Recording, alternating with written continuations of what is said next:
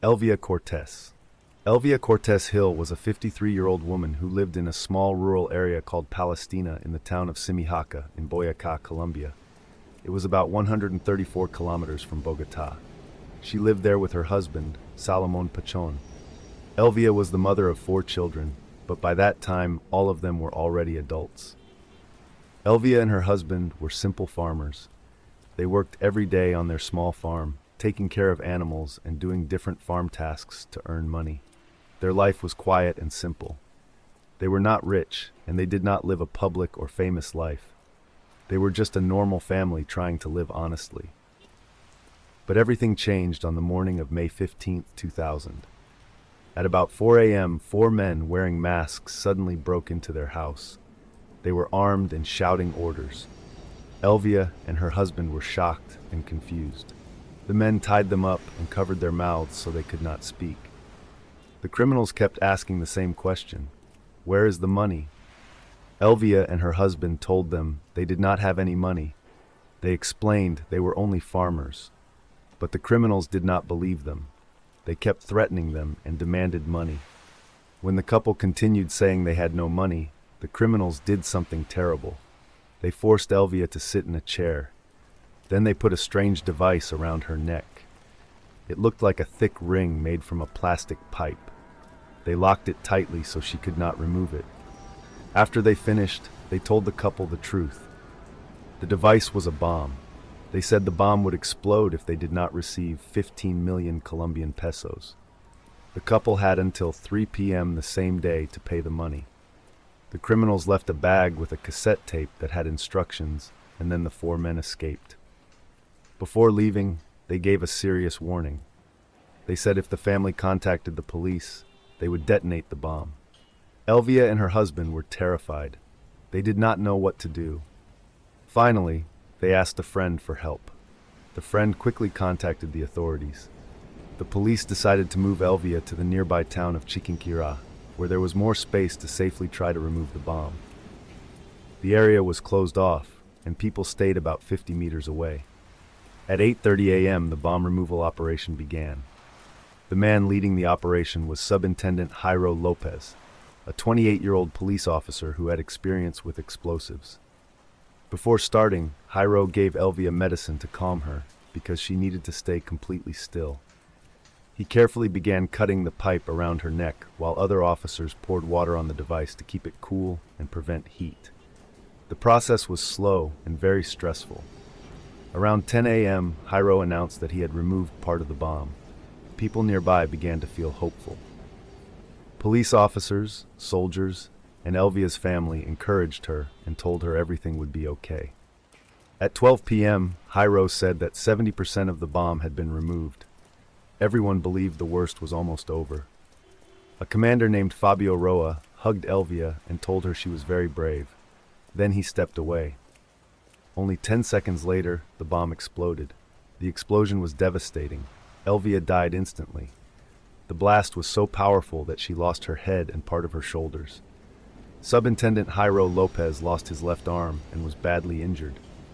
Several soldiers nearby were also seriously hurt. They were rushed by helicopter to a military hospital in Bogotá. Later that afternoon, doctors announced that Jairo Lopez had died from heavy blood loss. Soon after, investigators began searching for the criminals. 10 days later, police arrested José Miguel Suarez, a man who actually worked on Elvia's farm and knew the family well. He had experience with explosives from working in a mine, and investigators found materials used to make bombs in his home.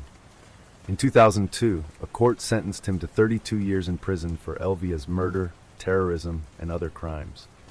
However, he always claimed he was innocent. Authorities believed he was part of a criminal group called Los Conejos. Despite investigations, the other men involved in the attack were never clearly identified. Even today, many questions about the crime remain unanswered. Emma Amit. Last image of Emma Amit in Palawan, Philippines on February 4, 2026, eating Zosimus aeneas, or devil crab. Emma Amit was a 51-year-old food vlogger from Puerto Princesa in Palawan, Philippines. She often made simple videos about local seafood and daily life near the sea. On February 4th, 2026, Emma went to a mangrove forest with some friends to collect crabs, snails, and other seafood. She filmed the trip and later cooked the food in coconut milk for a video. During the meal, Emma ate a crab that was later believed to be a poisonous devil crab. The next day, she suddenly became very sick and started having strong body shakes. Her family rushed her to a clinic and then to a hospital as her condition got worse. Despite treatment, she died on February 6. Local officials later found the bright shells of the crab at her home and started an investigation. They warned people not to eat devil crabs, as these crabs are known to be very dangerous and have caused deaths before in the area. Kalief Browder. In Rikers Island, a man named Kalief Browder spent 3 years in jail without a trial, much of it in solitary confinement, for allegedly stealing a backpack. Kalief Browder was born on May 25, 1993, in the Bronx. He grew up in a large family. His biological mother struggled with drug addiction, so when he was born he was placed in the care of Child Protective Services. Later, he was adopted by a woman named Vanita Browder. She was known for helping many children and had raised more than 30 kids over the years, including her own children, adopted children, and foster children. Kalief grew up in a small brick house with his family. Life was not easy, but his family was close. People who knew him said he was a smart, friendly, and respectful boy. He did well in school and teachers believed he had a bright future. However, everything changed in May 2010 when he was 16 years old. One day, Kalief and a friend were walking in their neighborhood when police officers stopped them. A man had called the police and said his brother had been robbed by 2 young black men. The man claimed that Kalief was the person who robbed his brother. Kalief strongly denied this. He told the police that he did not rob anyone. When officers searched him, they did not find any stolen items. The accuser had said that a camera, money, a credit card, and an iPod were stolen, but none of these things were found on Kalief or his friend. The police still arrested Kalief. After his arrest, prosecutors charged him with robbery, assault, and theft. In New York at that time, 16-year-olds could be treated as adults in criminal cases. He was sent to Rikers Island, one of the largest and most violent jail complexes in New York City. His court case kept getting delayed again and again.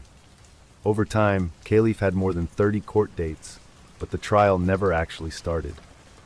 Because he could not afford bail, he had to stay in jail the entire time while waiting. In total, Kalief spent about 3 years at Rikers Island without ever being convicted of a crime. Life inside the jail was extremely hard for him. Kalief was young and had no gang connections, which made him an easy target for other inmates. He was often attacked and beaten. Videos later showed him being punched and kicked by several inmates while guards watched. Kalief also had problems with some correction officers. He said some guards were abusive and treated prisoners very badly. For much of his time in jail, Kalief was placed in solitary confinement. This meant he was locked alone in a small cell for about 23 hours a day. In total, he spent about 800 days in this kind of isolation. Being alone for so long had a very serious effect on his mental health. During his time in jail, prosecutors offered Kalief a deal. They told him he could go home if he pleaded guilty to the crime. If he accepted, he would be released because he had already spent years in jail. But Kalief refused. He said he would not admit to a crime he did not commit. Finally, after more than 3 years in jail, prosecutors announced that they did not have enough evidence to continue the case. The charges were dropped, and Kalief was released in 2013. Although he was free, the experience had deeply affected him. He had missed important years of his life, including school, family events, and holidays. He struggled with trauma, fear, and emotional pain from what he had gone through in jail. He worked to finish school and began speaking publicly about his story. He wanted people to understand how the justice system had failed him and many others. Kalief Browder died by suicide in 2015 at the age of 22. His story later became widely known and helped start important discussions about bail, prison conditions, and solitary confinement in the United States. Jeff Bush. In February 2013, a very strange and tragic event happened in Seffner, Florida. A 36-year-old man named Jeff Bush was sleeping in his bedroom when the ground suddenly collapsed under his house. A huge sinkhole opened directly beneath his room in the middle of the night. Jeff's brother, Jeremy Bush, was also inside the house. He heard Jeff screaming for help and quickly ran into the room. But when he got there, the floor, bed, and furniture were all gone. Jeff had fallen deep into the hole. Jeremy even jumped into the sinkhole and tried to dig through the dirt to save him, but the ground kept collapsing. Police pulled Jeremy out because it was too dangerous. Jeff Bush was never found, and his body was never recovered. The house was later destroyed because the ground was too unstable. The sinkhole later reopened 2 more times, reminding people of the frightening night Jeff disappeared forever. Rudy Eugene, Miami zombie incident. In May 2012, a very strange and scary event happened in Miami. The case later became known as the Miami zombie incident. It involved 2 men named Rudy Eugene and Ronald Papo. The event took place during the afternoon on May 26, 2012. Many people were outside enjoying the day. Near the MacArthur Causeway, something very shocking started to happen. Rudy Eugene, who was 31 years old, was walking around the area. At some point, he came across Ronald Papo, a 65-year-old homeless man who was sitting under an overpass. Papo was resting there quietly and was not bothering anyone. Without warning, Eugene suddenly attacked Papo. Witnesses later said the attack was very violent and strange. Eugene knocked Papo down and began beating him, but the situation became even worse. Eugene started biting Papo's face and body. People who saw this were shocked and scared. Some of them could not believe what they were seeing. Tearing him to pieces with his mouth. So I told him, get off. It's like, and the guy just kept eating the other guy away, like ripping his skin. Stood his head up like that with a piece of flesh in his mouth and growled. A man riding a bicycle passed by and noticed the attack. He quickly called the police and told them that something terrible was happening. When police arrived, they saw Eugene on top of Papo, still attacking him. Officers shouted at Eugene many times and told him to stop. However, Eugene did not listen or react to their orders. The police officer then tried to stop the attack. When Eugene still refused to move away from Papo, the officer fired his weapon. After that, Eugene finally stopped and died at the scene. Papo was still alive but badly injured. The attack caused terrible damage to his face. Emergency workers rushed him to Jackson Memorial Hospital.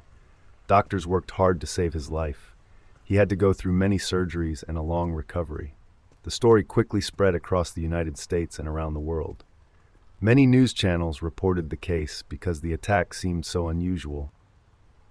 At first, many people believed that Eugene might have been using a powerful drug called bath salts. This drug had been in the news at that time and was known to cause dangerous behavior in some cases. However, later tests on Eugene's body did not find bath salts. The only drug found in his system was marijuana.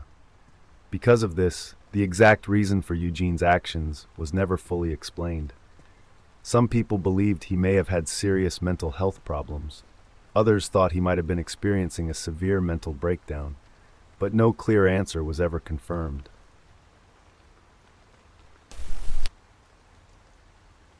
Dante Autullo, a 34-year-old man from Chicago, accidentally shot a nail into his own brain while working in his workshop. He didn't realize the nail had entered his skull and thought he had only been hit on the forehead. Even his fiancée, Gail Glenzer, thought it was just a small cut. Dante went about his day, doing chores and snow plowing. The next day, he began feeling very sick and finally agreed to go to the hospital.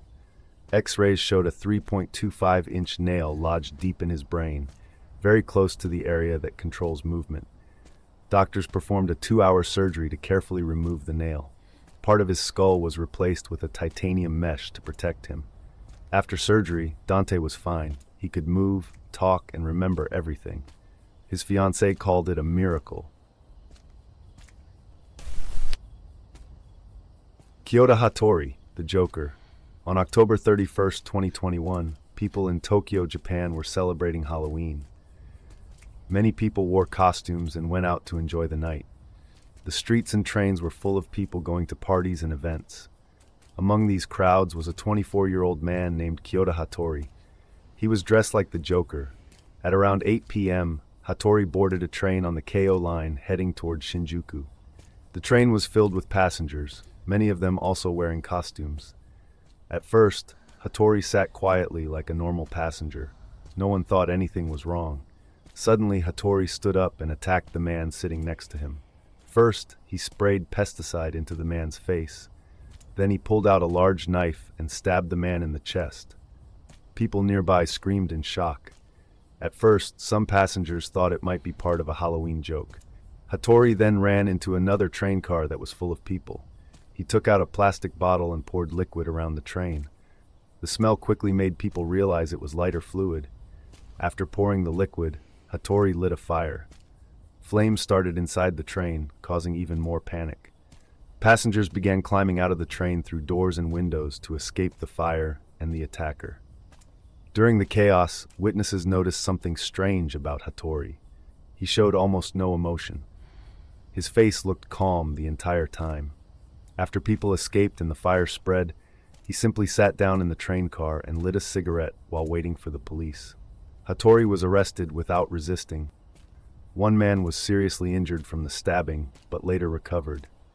17 other people had minor injuries from the attack and the fire. After his arrest, Hattori spoke openly with the police. He said he had been feeling very depressed. Earlier that year, he had lost his job and his girlfriend. He later learned that his ex-girlfriend had married someone else. This made him feel angry, lonely, and hopeless. Hattori told police that he had tried to take his own life before, but failed. He believed that the only way his life would end was if he received the death penalty. In Japan, this punishment usually requires that a person kill at least 2 people. Because of this, he planned the attack hoping it would lead to his execution. He also said he admired the Joker character and wanted to act like him during the attack. Hattori was examined by mental health experts for several months. They concluded that he understood what he was doing and had planned the attack in advance. In 2023, his trial began. His lawyers asked for a shorter sentence, but the court did not agree.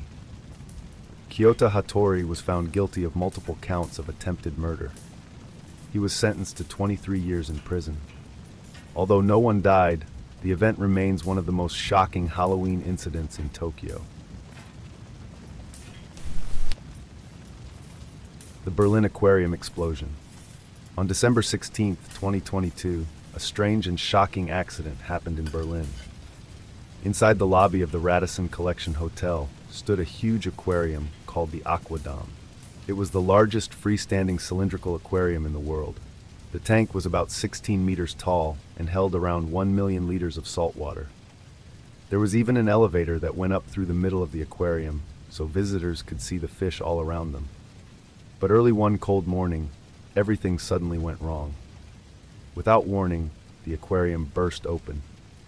A huge wave of water rushed through the hotel lobby like a small tsunami.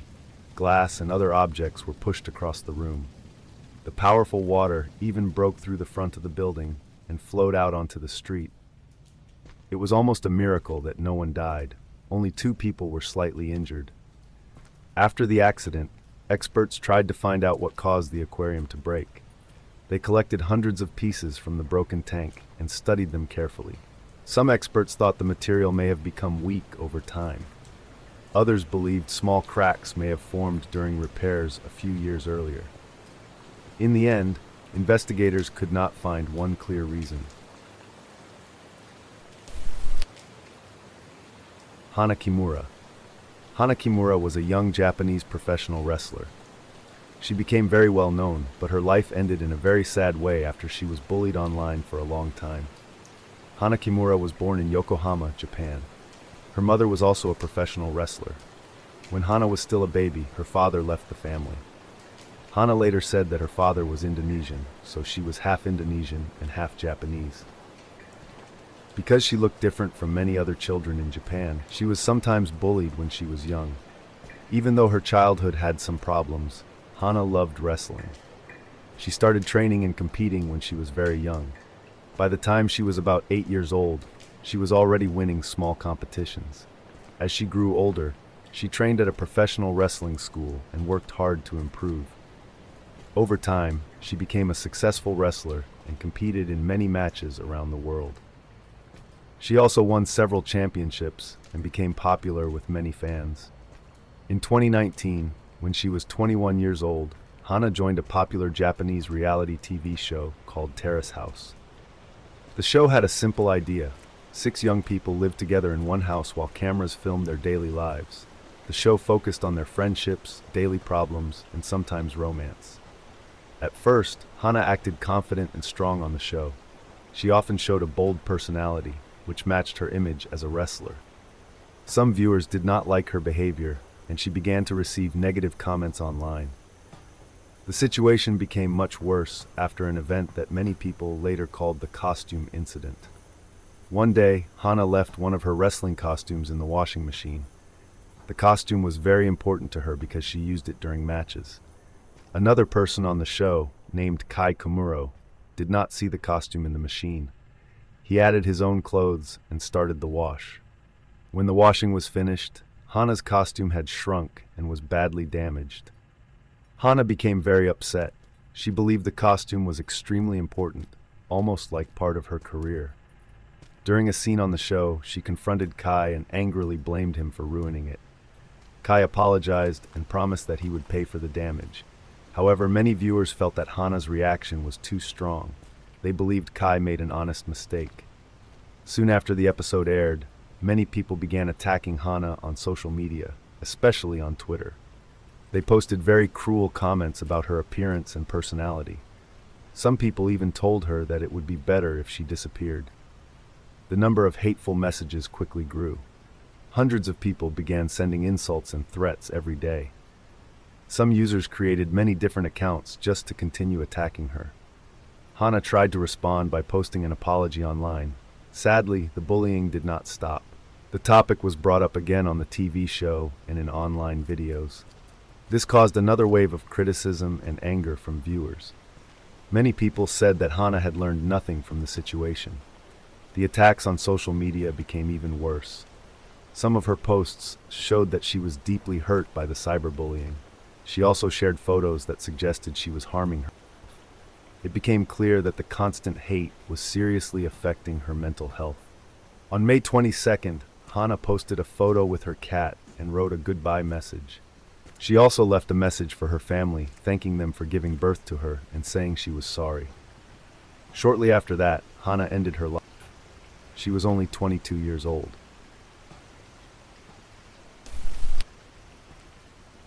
Artyom Sidorkin.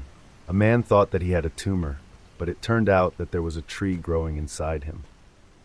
Russian doctors who were prepared to remove a suspected cancer tumor from 28-year-old Artyom Sidorkin instead discovered a 5-centimeter fir tree growing in his lung.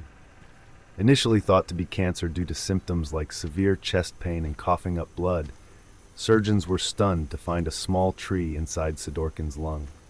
It is believed that he might have inhaled a seed, which then sprouted. In the summer of 1928, a very rich businessman named Alfred Lowenstein boarded his private airplane in England. At that time, he was one of the richest men in the world. Only 2 people were believed to have more money than him. He had built his fortune through banking, investments, and companies that produced electricity for many countries. Because of his success, many governments worked with him, but he also had many enemies in business. On the evening of July 4th, 1928, Lowenstein arrived at Croydon Airport in England to take a flight home to Brussels, Belgium. The flight was supposed to be simple and routine. The weather was clear, and the pilot believed there would be no problems during the trip. Inside the aircraft were 6 people besides the pilot and mechanic. He sat in the passenger cabin with 4 of his workers. The pilot and mechanic were in the cockpit at the front of the plane. The plane took off shortly after 6 p.m. and climbed to about 4,000 feet. Soon they were flying over the English Channel between England and France. At the back of the cabin there was a small toilet room. Near it was an exterior door that could be used as an exit. During the flight, Lowenstein spent time writing notes. After a while, He got up and walked to the back of the plane to use the toilet. About 10 minutes passed. His valet, Fred Baxter, became worried. He went to the back of the plane and knocked on the toilet door. Thinking that his employer might be sick or in trouble, Baxter forced the door open, but the toilet was empty. The passengers were shocked. Somehow, the rich businessman had vanished in the middle of the flight. The pilot was informed, and instead of flying directly to the destination, he landed the plane on a beach near Dunkirk in France. Soldiers who were training nearby ran to the plane. When they arrived, the passengers had already stepped out of the aircraft. At first, the pilot avoided answering questions, but after some time, he finally admitted that Lowenstein had disappeared during the flight over the English Channel.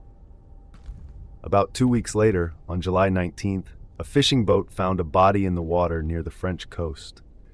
Doctors found many broken bones and a skull injury, showing that he had hit the water very hard while still alive. Investigators tested the airplane door. Many people believed that Lowenstein could not have opened the door by accident.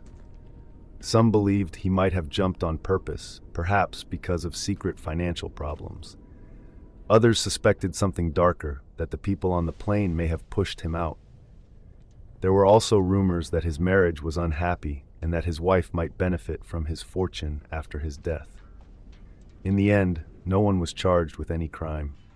The investigation was messy and incomplete, and the truth was never clearly discovered.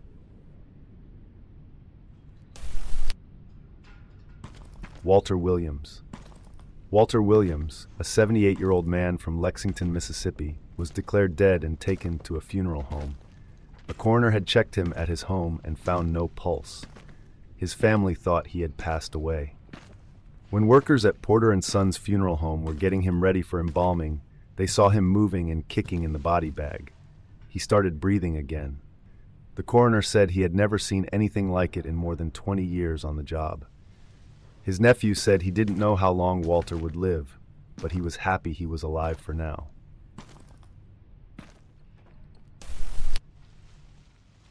Daniel Rakowitz, Human Soup for the Homeless. Daniel Rakowitz was born on December 24, 1960. His early life was very difficult. When he was only 3 years old, his mother died from a heart attack in front of him while they were staying in a hotel in Paris. This was very traumatic for a young child. Only 3 months after her death, Daniel's father married Daniel's aunt, who was his mother's sister. When he was about 5 years old, he said he had visions of the 3 wise men from the Bible. He started believing that he had special powers and even told people that he was Jesus. Other children at school thought he was strange, and he was often bullied. His father was very strict and sent Daniel to psychiatric hospitals at a young age. Daniel was given medication to control his behavior. Because of these experiences, Daniel began to resent his father. He drank alcohol, used drugs, and smoked marijuana. Eventually, Daniel's father kicked him out of the house. After leaving home, Daniel joined the army for a short time. Later, when he was 22 years old, he married a 14-year-old girl. The marriage was abusive. Daniel later admitted that he treated her badly. At one point, he even tied her to a refrigerator and left her there all day while he went out. The marriage did not last long. When Daniel was about 25, he moved to New York City. He began spending time at Tompkins Square Park in Manhattan. During the 1980s, the park was known for having many homeless people, drug use, and crime. Daniel lived in a tent there and sold marijuana to make money. Daniel told people strange stories about having divine powers. He also dreamed of becoming a cult leader and even believed he would one day become the President of the United States. However, most people did not take him seriously and thought he was strange. Daniel also became known for killing animals, claiming they were sacrifices for his religion. Even though people thought he was odd, he sometimes cooked food and shared it with other homeless people. In 1989, Daniel moved into an apartment with a woman named Sylvia and her boyfriend. After they moved out, Daniel needed a new roommate. That is when he began living with a woman named Monica. Monica was originally from Switzerland and had come to New York to study dance. She worked at a bar to support herself while attending school. Monica and Daniel got along, but their relationship later became tense. Some reports say they had a short romantic relationship, but Monica ended it. Daniel became angry and jealous when Monica started bringing other men to the apartment. They argued often. Eventually, Monica found a way to remove Daniel from the apartment. When the lease ended, she signed a new lease in her own name and told Daniel he had to move out. Daniel became extremely angry about this. He told Sylvia that he planned to kill Monica, but she did not believe him. On August 19, 1989, Daniel murdered Monica in their apartment. He strangled her with an extension cord, stomped on her head, and stabbed her many times. After killing her, he cut her body into pieces. He tried to flush many of the body parts down the toilet and kept some of the bones in a storage unit. When Sylvia later visited the apartment, she found Monica's head in a pot on the stove. Daniel later admitted that he had boiled it. He also told people he had made soup from the remains and fed it to homeless people. Daniel bragged about the murder to several people, and eventually the police were informed. He was arrested in September 1989 and confessed to the crime. Even though he had confessed earlier, he pleaded not guilty. After hearing about his severe mental illness, the jury found him not guilty by reason of insanity. He was sent to a maximum security psychiatric hospital in New York, where he remains today.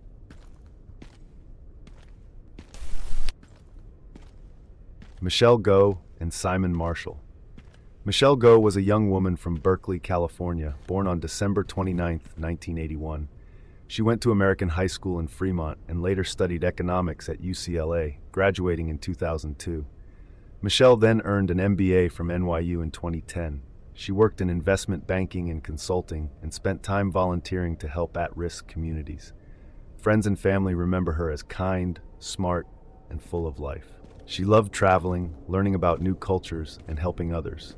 On January 15, 2022, Michelle was in New York City at the Times Square, 42nd Street subway station.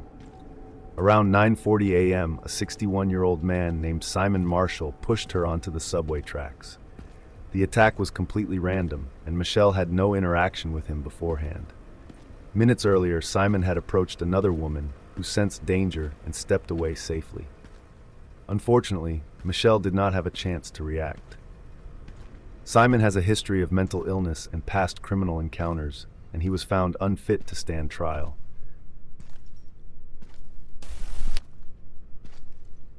In 1986, a very strange and frightening case happened in Massachusetts. A teenage boy named Daniel LaPlante secretly lived inside the walls of a family's home without them knowing. At first, the situation seemed creepy but not deadly. Sadly, after he was later released on bail, his crimes became much worse and ended in murder. Daniel LaPlante was born on May 15, 1970, in Townsend, Massachusetts. His childhood was very difficult. His parents divorced when he was young, and he mostly lived with his mother. He had problems in school because he had learning disabilities and trouble paying attention. Many classmates thought he was strange, and he was often bullied. Because of this, he became very isolated and spent most of his time alone. When Daniel was about 15 years old, he started committing small crimes. At first, he stole things. Later, he began breaking into houses in his neighborhood. He would move furniture around or leave random items inside people's homes. It seemed like he was playing games with the people who lived there. In December 1986, Daniel became obsessed with a 15-year-old girl named Tina Bowen. He called her and asked her out on a date. Tina agreed, but when she met him, she quickly realized he was not the person she expected. After the date, Daniel asked her to be his girlfriend, but she politely said no. Instead of accepting the rejection and moving on, Daniel began stalking Tina. Using his experience breaking into houses, he secretly entered the Bowen family home. Inside the house, he created small hidden spaces and tunnels in the walls and crawl spaces. These narrow passages allowed him to move around the house without being seen. For some time, the family noticed strange things happening. Food would disappear, objects would move, sometimes the television would change channels by itself. The family had no idea that Daniel was secretly living inside their home and watching them through small holes in the walls. Everything came to a frightening end on December 8, 1986. When Tina's father, Frank Bowen, came home, the house was in chaos. The radios and televisions were playing very loudly. While searching the house, Frank opened a closet door upstairs and suddenly came face to face with Daniel. Daniel looked very strange. His face was covered with messy paint, and he was holding a hatchet that belonged to the family. He ordered Frank to bring his daughters into a bedroom. Instead, Frank quickly pushed the girls into a room and blocked the door to protect them. Tina jumped out of a second-story window and ran to a neighbor's house to call the police. When officers arrived, they searched the house but could not find the intruder. Officers eventually found him hiding in a crawl space near the foundation.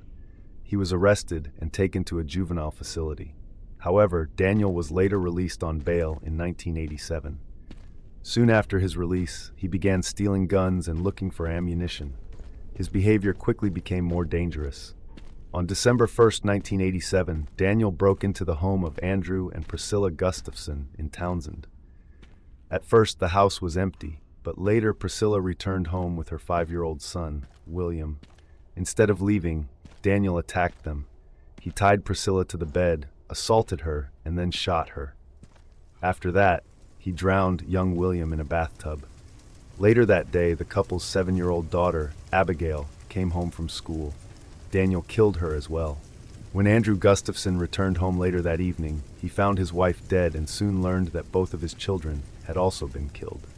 After a short manhunt, he was finally found hiding in a dumpster and arrested. Investigators collected strong evidence that linked him to the murders, including stolen items, forensic evidence, and the gun used in the crime. Daniel LaPlante was later found guilty of 3 counts of first-degree murder. He was sentenced to life in prison. Many members of the victim's family strongly opposed any chance of his release. The case remains one of the most disturbing crimes in Massachusetts history, beginning with a boy secretly living inside a family's walls and ending in a tragic triple murder. Oksana Malaya. Oksana Malaya was a young girl from Ukraine who faced a very sad childhood. She was born on November 4, 1983, in a poor village. Her parents drank a lot and did not take care of her. One cold night, when Oksana was 3 years old, her parents left her outside the house. She was very scared and cold, so she followed the family dog, Nida, into the dog kennel. She stayed there for almost 5 years. During this time, Oksana lived with a pack of stray dogs. She copied their behavior and started acting like a dog. She crawled on all fours, barked, and slept on the floor. She also stopped speaking human language and communicated only with barks and growls. She survived by eating raw meat and scraps with the dogs. Oksana's unusual life went unnoticed for years. People only discovered her when a neighbor heard her barking. When authorities arrived, the dogs were very protective of her. She was then sent to a children's home where she received years of special care, therapy, and education. Oksana learned to walk upright and speak again, but her development remained slower than other children. Even as an adult, her abilities are similar to those of a 6-year-old. Today, Oksana lives in a special care home and spends most of her time with animals. She sometimes still behaves like a dog when she feels lonely, crawling on all fours. Her story shows how important childhood care and social interaction are for a person's development. Matthew DeGrood, the college party murders. In April 2014, a terrible crime happened in the city of Calgary. What started as a normal college party ended in tragedy when 5 young people lost their lives. The person responsible was a 22-year-old university student named Matthew DeGrood. Matthew was a student at the University of Calgary. People who knew him said he seemed like a normal young man. He studied at the university and planned to go to law school in the future. He also worked at a grocery store. From the outside, his life looked ordinary. However, in the weeks before the attack, people close to Matthew began to notice changes in his behavior. His family, friends, and classmates said he was acting very differently. He seemed strange and confused, and his personality had started to change quickly. Matthew also began posting unusual messages on social media. His posts became more and more strange. On the night of April 14, 2014, a group of students gathered at a house near the university. The party was meant to celebrate the end of the school year. Around 30 people were there. The atmosphere was calm and relaxed. Some people were talking, some were sitting around a fire. Matthew was invited to the party, so no one was surprised when he arrived. But soon after he got there, something terrible happened. At about 1:20 in the morning, Matthew went into the kitchen of the house and picked up a large knife. Without warning, he began attacking people at the party. Witnesses said he moved from person to person, stabbing them one by one. The attack was sudden and shocking. Many people did not understand what was happening until it was too late. 5 people were killed in the attack. 3 of them died at the house, and 2 others died later in the hospital. The attack became the worst mass killing in the history of Calgary. After the stabbings, Matthew ran away from the house on foot. A police dog helped officers track him down, and he was arrested about 40 minutes after the attack. During the investigation, police tried to understand why the attack happened. There had been no argument or fight before the stabbings. Matthew did not seem to have any problem with the victims. Tests also showed that he was not under the influence of drugs or alcohol. During the trial, doctors who studied Matthew said he was suffering from serious mental illness. According to doctors, Matthew believed strange and frightening things at the time of the attack.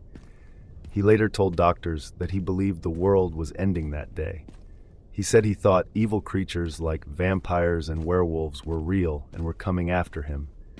At one point, he believed one of the victims was a werewolf and that his life was in danger. In the end, the court found Matthew not criminally responsible for the deaths because of his mental illness. This decision meant he would not go to prison. He was sent to a secure psychiatric hospital where he would receive treatment. Years later, a review board allowed him to slowly begin supervised trips outside the hospital and limited visits into the community. Even today, the case is remembered as one of the most shocking crimes in Calgary's history, and the families of the victims continue to struggle with the loss of their loved ones. Erin Patterson, mushroom murderer. In July 2023, a woman named Erin Patterson invited her former in-laws to lunch at her home in Victoria, Australia.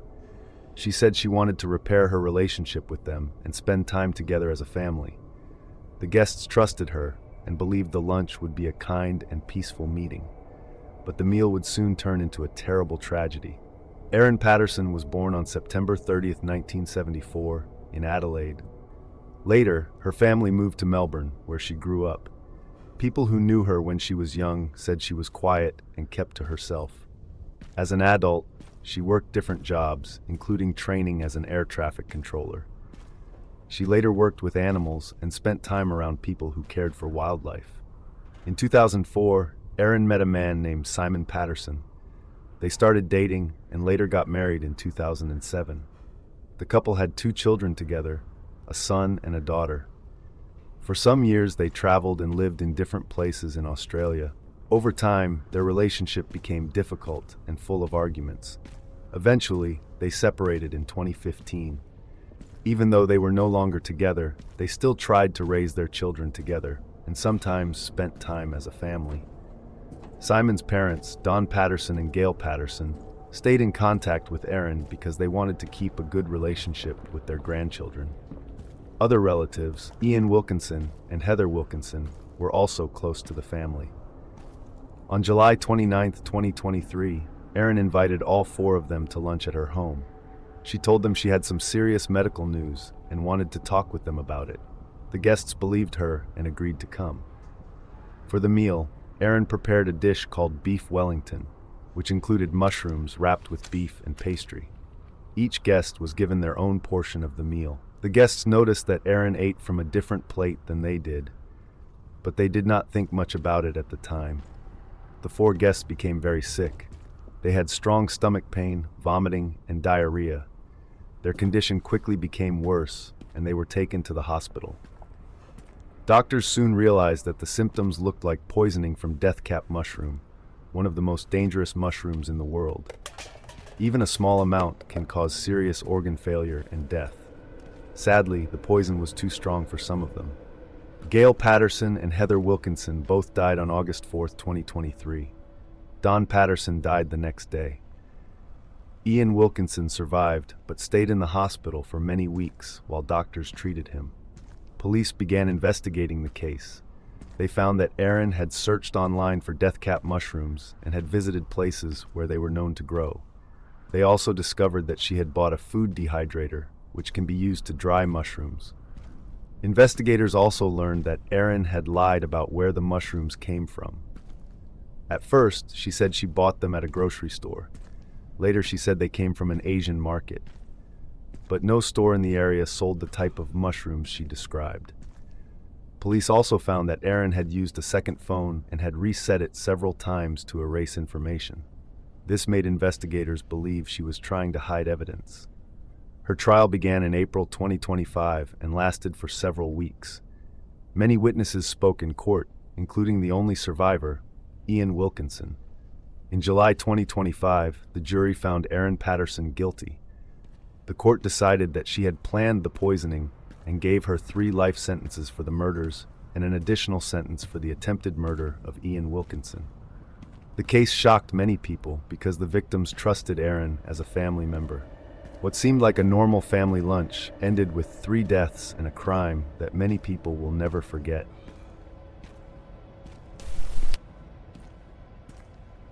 Li Fuyan, a 30-year-old man from Yunnan, China, had been suffering for 4 years from very bad headaches, bad breath, and trouble breathing. He did not know the cause of his pain. Li remembered being stabbed in the lower right jaw by a robber 4 years earlier. At the time, he did not know that the knife blade had broken off and stayed inside his head. Over the years, he tried injections to ease the pain. Finally, Li went to Yuxi City People's Hospital, where doctors used imaging to see what was wrong. To their shock, they discovered a rusted knife blade about 10 centimeters, 4 inches long, lodged deep in his skull, just behind his throat. Amazingly, the blade had missed critical parts like the carotid artery and windpipe, which could have been fatal. Surgeons carefully removed the heavily corroded knife without breaking it. The operation was very delicate because the blade had passed between important structures. One doctor described the removal as a miracle. Li told reporters that he had no idea the knife had remained inside him all that time. The case was widely reported in Chinese media and discussed online. Medical experts said the knife had passed through natural spaces in the body, avoiding major organs by sheer luck.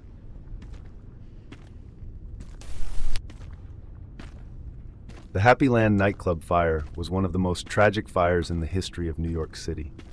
It happened in the Bronx on March 25, 1990, and 87 people lost their lives in only a few minutes. The Happy Land Social Club was a small nightclub on Southern Boulevard in the Bronx. It was not a fancy place, but it was very important to many people in the area. Many of the visitors were from the Latin community, especially people from Honduras. They came there to relax, dance, listen to music, and spend time with friends. On the night of the tragedy, many people were inside the club celebrating and dancing. One group was celebrating a 50th birthday party, and the place was full of music and laughter. Around 2:30 in the morning, a man named Julio Gonzalez arrived at the club.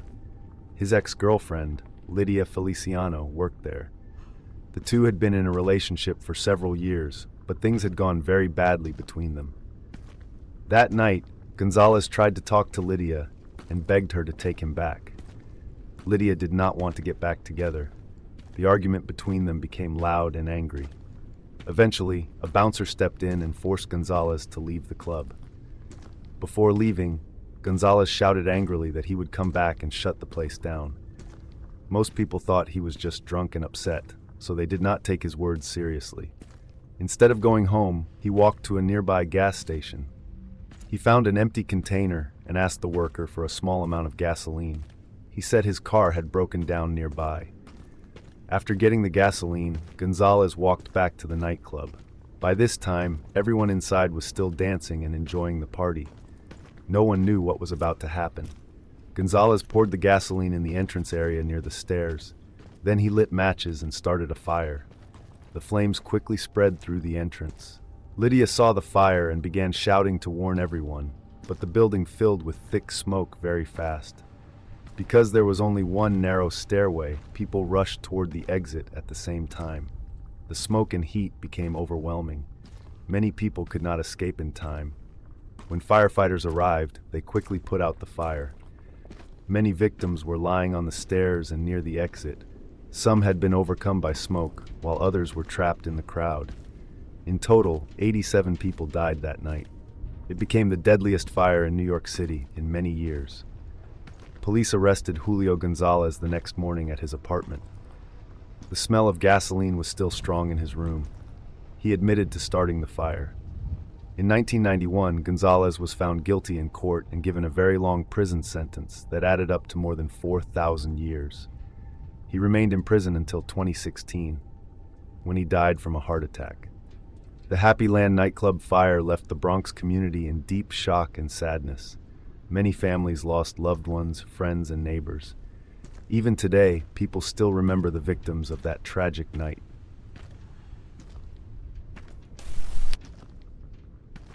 The Academy Maniacs. Artyom Anufriev and Nikita Litkin were two young men from Irkutsk, Russia. Later they became known as the Academy Maniacs because of a series of violent attacks they carried out between late 2010 and early 2011. During this time they murdered 6 people.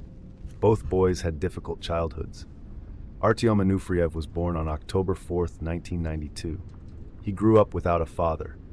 His mother raised him alone, and their relationship was not very healthy.